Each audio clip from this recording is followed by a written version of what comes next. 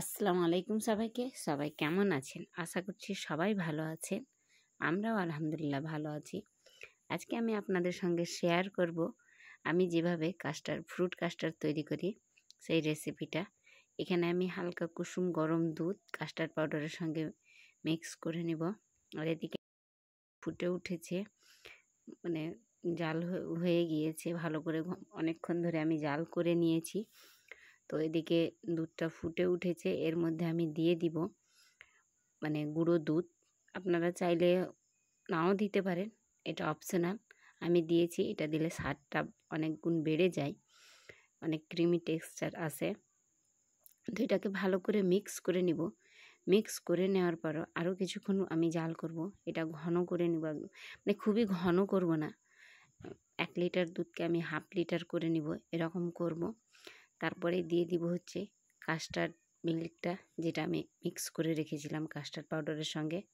সেটা দেওয়ার সঙ্গে সঙ্গে কিন্তু ঘন হয়ে আসবে, যেহেতু আমি ঘন করে নিয়েছি আগে থেকেই। আপনারা চাইলে পাতলা এতেও করতে পারেন, আমি ঘন করে নিয়েছি। তো এই তো, এদিকে দেওয়ার সঙ্গে সঙ্গে দেখেই বুঝতে পারছেন কতটা ঘন হয়ে গিয়েছে। তারপরে আমি একটু ফুটিয়ে নিব। আর আমি আগে থেকে এখানে একটা ভুল করে দিয়েছি, যেটা চিনি দিইনি। এখন আমি এখানে চিনি অ্যাড করব, যেহেতু আমি ভুলে গিয়েছিলাম। এখন দিলেও কিছু হবে না। তো চিনিটা দিয়ে আমি ফুটিয়ে নিব 2-1 বার। তো এদিকে আমি ভালো করে নেড়ে নিচ্ছি, যেন দলা না পেকে যায়, সেই জন্য।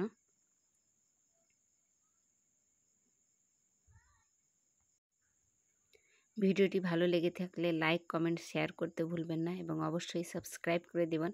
আর যারা ফেসবুক পেজ থেকে দেখছেন, একটা ফলো দিয়ে দিবেন, তাহলে আমি যত ভিডিও ছাড়বো ছাড়ার সঙ্গে সঙ্গে আপনাদের কাছে পৌঁছে যাবে।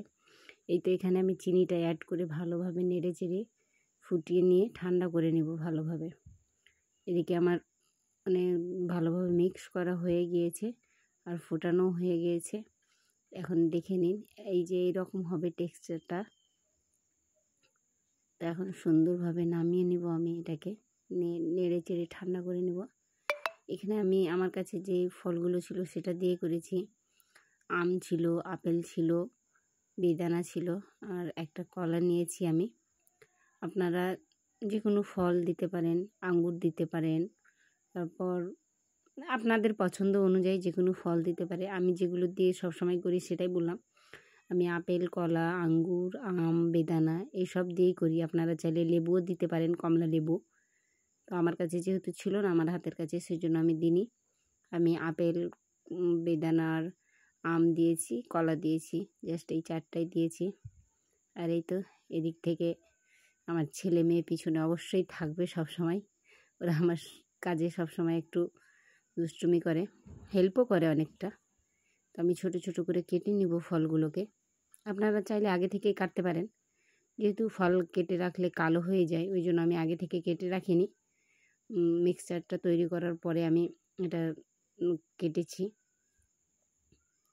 আর এখনকার কলাগুলো যেন এখন ফরমালিন মারা নাকি বুঝতে পারছি না, কলাগুলো সেরকম টেস্ট নেই। তারপরেও আমাদের খেতে হয় স্বাস্থ্যের জন্য। আপনারা সবসময় দেখে শুনে বেছে খাবেন বাজারের ফলমূল। আর এখন তো আমের সিজন, আম না দিলে কি হয় কাস্টার্ড? অবশ্যই আম দিবেন।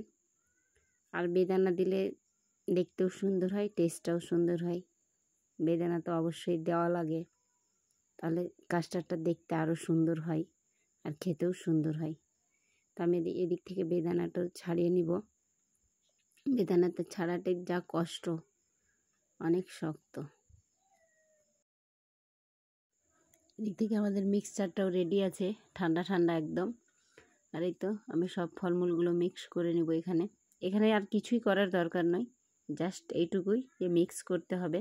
তবে আস্তে নাড়বেন, যেন ফলমূল একদম দলা না পেকে যায়। অনেক সময় কলা বা পাকা আম যদি অনেক পাকা থাকে, তাহলে নরম হয়ে যায়, দলা পেকে যায়। তো আস্তে আস্তে নাড়বেন, এখানে কোনো জোরাজুরির কোনো ব্যাপার নেই, আস্তে আস্তে নাড়লেই হবে। এখানে আমার ফ্রুট কাস্টার্ড রেডি।